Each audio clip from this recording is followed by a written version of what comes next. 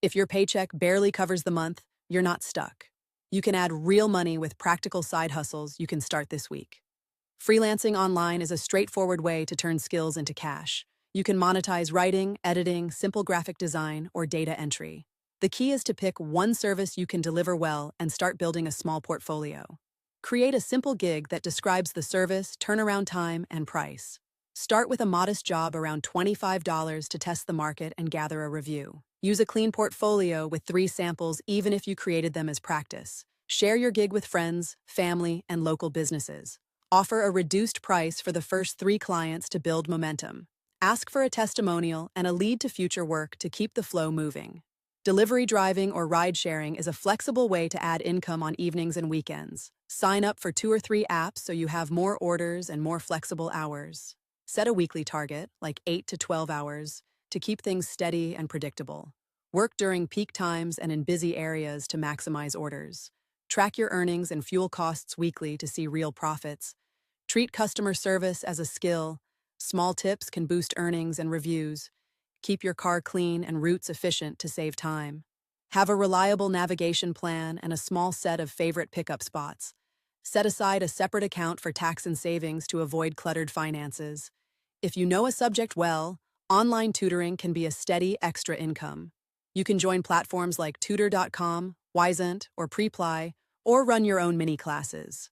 Start with 1-2 students for 30-minute sessions to test your pacing. Create a simple lesson plan, gather quick practice materials, and price sessions at $15 to $30 per hour, depending on experience. Offer a short 20-minute intro lesson to win the trust of new students. Record or share a sample lesson to show your teaching style. Advertise in local groups, school boards, or student forums, and ask satisfied students for referrals. Keep a consistent schedule so families can plan around your availability. Reinvest earnings into a better microphone or whiteboard to improve quality. Flipping items online means buying cheap products and reselling them for a profit. Look for local deals at thrift stores, garage sales, or clearance racks, then list them online. Be selective and avoid items that require heavy repairs. Estimate total costs, fees, shipping, and the time you invest in listing and shipping. Start with small items that turn quickly, like books, games, or electronics accessories. Price competitively and clearly describe condition to avoid returns. When you flip something for $20 and after costs you keep about $12, that's real money. Reinvest profits into higher value items or more listings. Track margins in a simple spreadsheet to see what's truly profitable. Many small businesses need help with scheduling, emails, and basic admin. A virtual assistant can work part-time from home with flexible hours.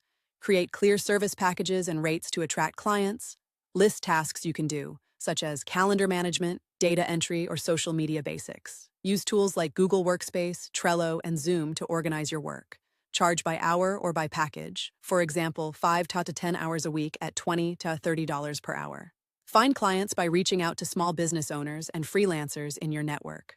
Offer a trial week with a small set of tasks to prove reliability. Ask for a testimonial and a referral if you do well.